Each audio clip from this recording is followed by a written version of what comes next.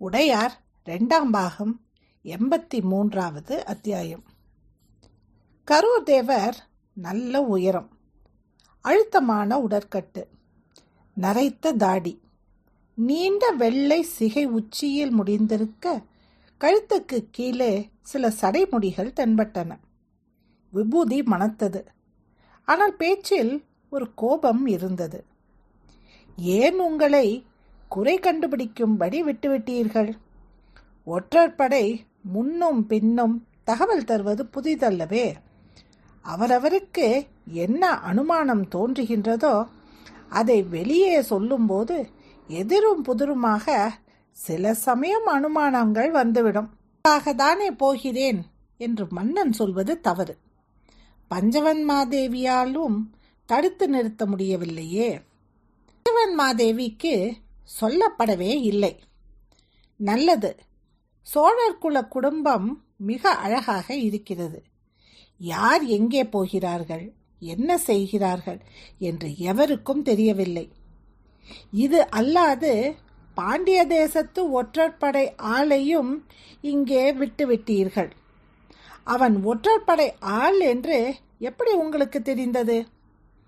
இல்லையெனில் எவனால் இத்தனை சாமர்த்தியமாக உள்ளே நுழைந்திருக்க முடியும்?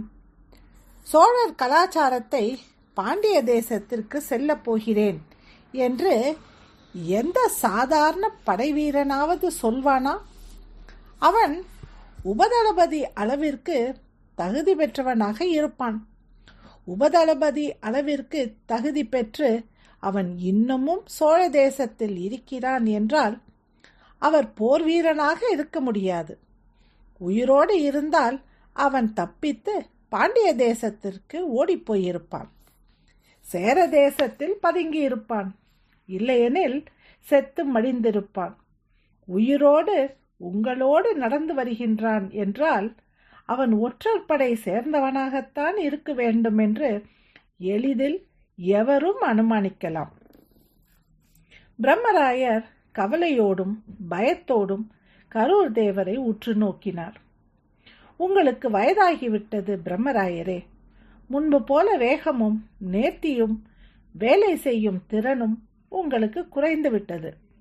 நீங்கள் வெகு சீக்கிரம் ஓய்வு பெற்று அருண்மொழியை இந்த இடத்திற்கு தயார் செய்துவிட வேண்டும். அருண்மொழி அப்பாவிடம் இது பற்றி பேசு. இவரால் சோழ அரசியலில் சிக்கல் வர வேண்டாம். இவருக்கு வயதாகிவிட்டதென்று நான் சொன்னால் இவருக்கு கோபம் வரும். நீ சொன்னால் ஒருவேளை கேட்கக்கூடும். எனவே அவருக்கு சில வார்த்தைகள் சொல்லி ஓய்வெடுக்க சொல். எனக்கு உண்ண உணவும் குடிக்க நீரும் கொடுங்கள் என்று சொல்ல பஞ்சவன் மாதேவி கைத்தட்டினாள். சேடிகள் ஓடி வந்தார்கள். பஞ்சவன் மாதேவி மறுபடியும் அவரை பணிந்து உள்ளே வரும்படி அழைத்தாள். அவர் பஞ்சவன் மாதேவியை தொடர்ந்து நடந்து போனார். அப்பாவும் பிள்ளையும் ஒருவரையொருவர் பார்த்து கொண்டார்கள். பிள்ளையை பார்த்து பிரம்மராயர் நீண்ட மூச்சு விட்டார். அப்பா, நமஸ்கரிக்கின்றேன் என்று அவன் கை கூப்ப, வேண்டாம் என்று பிரம்மராயர் வேகமாக தடுத்தார். ஏனப்பா, என் மீது கோபமா? இல்லை, உன்னிடம் நல்ல தகுதிகள் இருக்கிறதென்று என்னை விட வல்லவர் ஒருவர் சொல்லியிருக்கிறார். யாரப்பா? யார் உங்களிடம் சொன்னது? இப்பொழுது இங்கே கரூர் தேவர் சொல்லியிருக்கிறார். எனக்கு சில விஷயங்கள் தெரியாது. எனவே அருள்மொழியை வைத்துக்கொண்டு சொல் என்று என்னை விட உன்னை அதிகமாக போற்றி பாராட்டியிருக்கிறார். போற்றி பாராட்டும் நிலையில் இருக்கின்ற நீ என் காலில் விழுந்து வணங்க வேண்டிய அவசியம் என்ன? எனவே அடுத்து என்ன நடக்க வேண்டும் என்பது பற்றி ஆலோசிப்போம். அப்பா, அவர் பேச்சுக்காக என் மீது கோபித்துக் கொண்டிருக்கிறீர்கள். நமஸ்கரிக்க வேண்டாம் என்று சொல்கிறீர்கள். சரி, நமஸ்காரம் செய். எனக்கு இதில் எந்த ஆட்சேபனையும் இல்லை என்று சொல்ல அருள்மொழி பட்டன் தகப்பனார் காலில் விழுந்து நமஸ்கரித்தான். காது மடல்களில் கை வைத்து கொண்டு தன் குலம் கோத்திரம் எல்லாம் சொன்னான். அப்பா அந்த பணியில் நெகிழ்ந்து போனார். அவனை நிமிர்த்தி தழுவிக்கொண்டார். சற்று பொறாமையாக இருந்தாலும் உன் தகுதி மெல்ல மெல்ல வளர்ந்து கொண்டிருப்பதை பார்த்து சந்தோஷமாக இருக்கிறது. உடையார் ஸ்ரீ ராஜராஜ தேவர் உன்னை பாராட்டினால் எனக்கு பொறாமை இல்லை. கரூர் தேவர் பாராட்டினால் உள்ளுக்குள்ளே சற்று கடுப்பாகத்தான் இருக்கிறது. ஏனெனில் சரியான ஆளை தவிர வேறு யாரையும் கரூர் தேவர் பாராட்டி நான் பார்த்ததே இல்லை. ஏன்? உண்மையில் என்னை கரூர் தேவர் பாராட்டியதே இல்லை. அப்பாவும் பிள்ளையும் பேசிக்கொண்டே நகர காவலை பார்வையிட்டார்கள். கரூரார் வந்துவிட்டார் என்பதாலேயே காவல் பற்றி கவலையானார்கள். தஞ்சை நகர் காவல் அதிகாரிகளும் சோழப்படையின் பல்வேறு பிரிவினரும் கடந்த 200 வருடங்களாக போர்களில் ஈடுபட்டு மட்டுமல்லாமல் போர்களை திறம்பட செய்வது மட்டுமில்லாமல் தேசத்தின் காவலை செவ்வனே நடத்துவதற்கு பழக்கப்பட்டிருந்தார்கள்.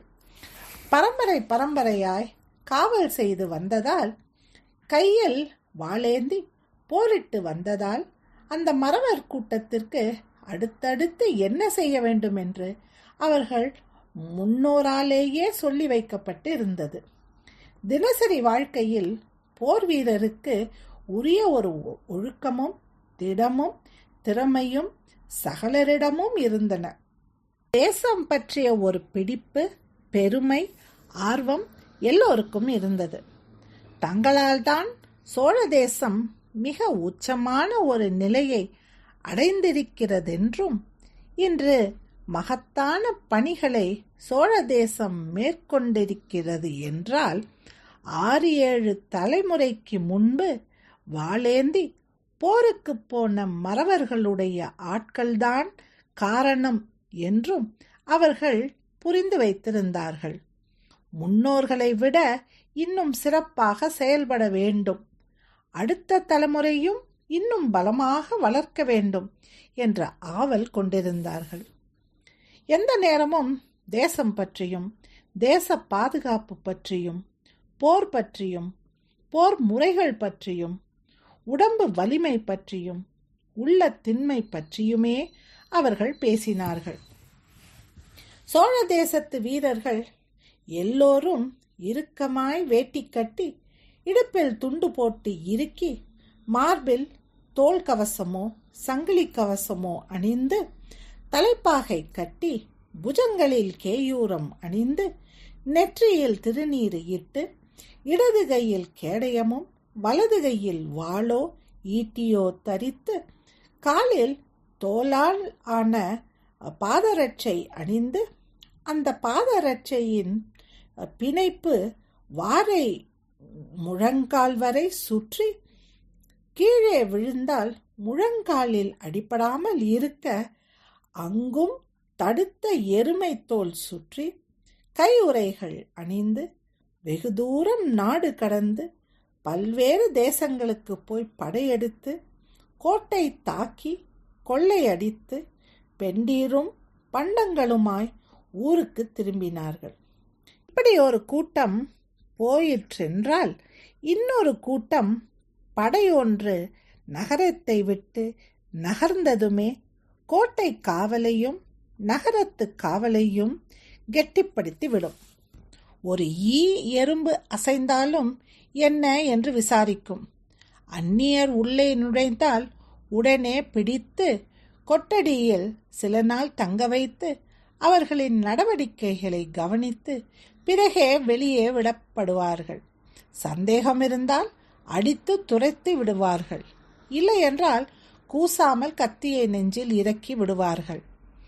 ஆனால் எதிரி தேசத்து படை வீரர்கள் 10,000த்திற்கும் மேற்பட்டோர் சோழ தேசத்திற்குள் காலடி வைத்து தஞ்சை நகருக்குள் புகுந்து இங்கே தங்கப் போகின்ற ஒரு சம்பவம் இந்த போர் வீரர்களுக்கு புதிதாக இருந்தது.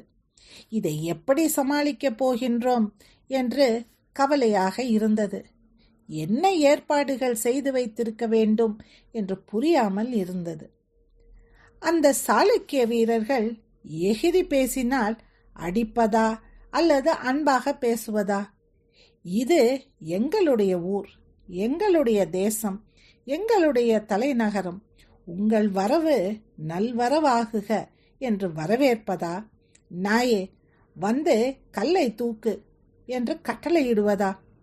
கேணியிலிருந்து நீர் இறைத்து தலைக்கு ஊற்று, வீடு பெருக்கி வை, ஓடுகள் மாற்று என்று கூலிக்கு ஆளை அமைத்து கொள்வதா? 10,000 வீரர்களும் ஒன்று சேர்ந்து இரவோடு இரவாக எங்கேனும் ஆயுதங்களை திருடிக்கொண்டு சட்டென்று வீடு புகுந்து தாக்கினால் குதிரை கொட்டகையை, யானை கொட்டகையை உடைத்து உள்ளே போய் அவைகளில் ஏறிக்கொண்டு போருக்கு தயாரானால் என்ன செய்வது? இப்படி ஒரு விஷயம் சோழ தேசத்தில் நடந்ததே இல்லையே என்று உள்ளுக்குள் பதறினார்கள். இடையராது அது பற்றியே சிந்தித்தார்கள், பேசிக்கொண்டார்கள். கூடுதலாக சவுக்குகள் தேவைப்படுமோ என்று ஒருவன் கேட்க, சில பேர் வேண்டாம் என்று வேகமாக தலையசைத்தார்கள். ஏன் வேண்டாம் என்று சொல்கிறீர்கள்? சாளுக்கிய வீரர்களை பற்றி உங்களுக்கு தெரியாதா?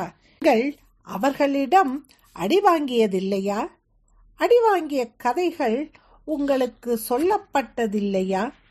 வெறி கொண்ட சாளுக்கியர்களிடம் சோழ வீரர்கள் எத்தனை முறை மாட்டிக்கொண்டு எத்தனை விதமாக சித்திரவதைகள் பட்டிருக்கிறார்கள். சுந்தர சோழர் காலத்திலிருந்துதானே நாம் சரியாக தலையெடுக்க ஆரம்பித்திருக்கின்றோம்.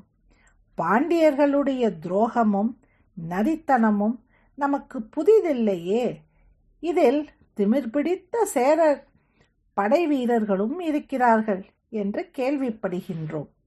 எத்தனை நாள் முற்றுகை, எவ்வளவு நாள் போர்?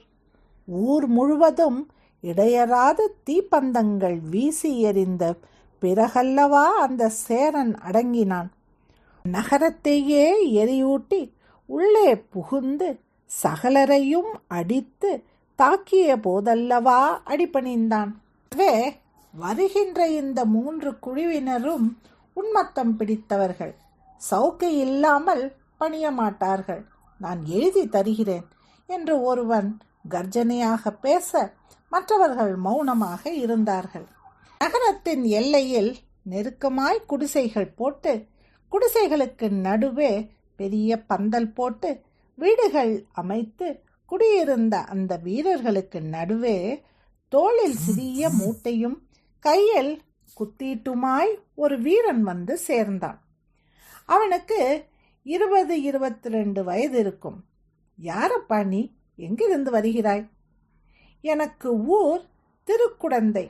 தஞ்சை நகருக்கு போய் சில வேலைகள் முடித்துவிட்டு மறுபடியும் குடந்தைக்கு போய் கொண்டிருக்கிறேன். போர் வீரனா? இல்லை, ஆனால் போர் பயிற்சியும் உண்டு. என்ன தொழில் உனக்கு? நான் சிற்பி. ஆனால் ஓவியம் வரையும் பணியே எனக்கு இப்பொழுது தரப்பட்டிருக்கிறது. வா வா, உட்கார். ஓவியம் வரைகிற ஆளா? 1000 கணக்கில் ஓவியம் வரைந்து வைத்திருக்கிறார்களாமே. கோயில் மிக பிரம்மாண்டமாக எழுப்பப் போகிறதாமே. தாகத்திற்கு ஏதேனும் சாப்பிடுகிறாயா? கொடுங்கள், நீர்மோர் இருக்குமா என்று அந்த இளைஞன் கேட்க, ஒரு வீரன் வேகமாக தட்டுப்பந்தலுக்கு போனான். அங்கு பாத்திரங்களில் உணவு வகைகள் வைக்கப்பட்டிருந்தன. ஒரு பெரிய பானையை திறந்து அதிலிருந்து ஒரு சொம்பு நீர்மோர் கொண்டு சுத்தமாக துடைத்தபடி அந்த இளைஞனுக்கு அருகே வைத்தான். இளைஞன் அதை வாங்கி குடிக்க சற்று விலகியிருந்த வீரர்களும் ஒன்றாக அமர்ந்து கொண்டார்கள். கிட்டத்தட்ட 50-60 வீரர்கள் அவனை சுற்றி நின்றும் உட்கார்ந்தும் இருக்க அவன் நீர்மோர் குடித்துவிட்டு நன்றி சொன்னான். ஓவியம் வரைவதென்றால் எப்படி? எங்கு பயிற்சி பெற்றாய்? ஒரு முதிய போர் வீரர் ஆவலுடன் கேட்டார். போர் தவிர அவருக்கு வேறு எதுவும் தெரியாது என்பதால் இது குறித்தும் அவருக்கு ஒரு ஆச்சரியம் இருந்தது. என் தந்தை ஓவியம் வரைபவர், தாயும் ஓவியம் வரைபவள். எங்களுக்கெல்லாம் சிற்பிகளாக ஓவியம் வரையும் பயிற்சி 5 வயதிலிருந்தே தரப்படுகிறது. இதோ இந்த தரையில் ஏதாவது ஓவியம் வரைவா. ஆஹா, வரையலாமே.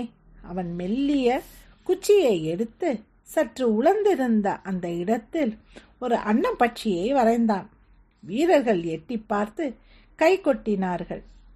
ஒரு யானை போடப்பா பார்க்கலாம், அந்த கிழவன் சொல்ல சற்று திரும்பி வேகமாக ஒரு யானை படம் போட்டான். எல்லோரும் கூர்ந்து கவனித்தார்கள். யானை போல இல்லையே, ஏதோ மனித தலை போலல்லவா போட்டிருக்கிறாய்.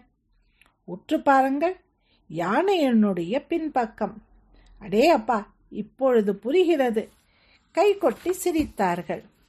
யானைக்கு அருகே குதிரையும் போட்டுவிடு, அதுதானே லட்சணம் என்று சொல்ல அவன் நேராக பக்கவாட்டில் மிக உயர்ந்த ஜாதி குதிரை ஒன்று வரைய, அடடா, இது உயிர் பெற்று எழுந்தால் எவ்வளவு நன்றாக இருக்கும்.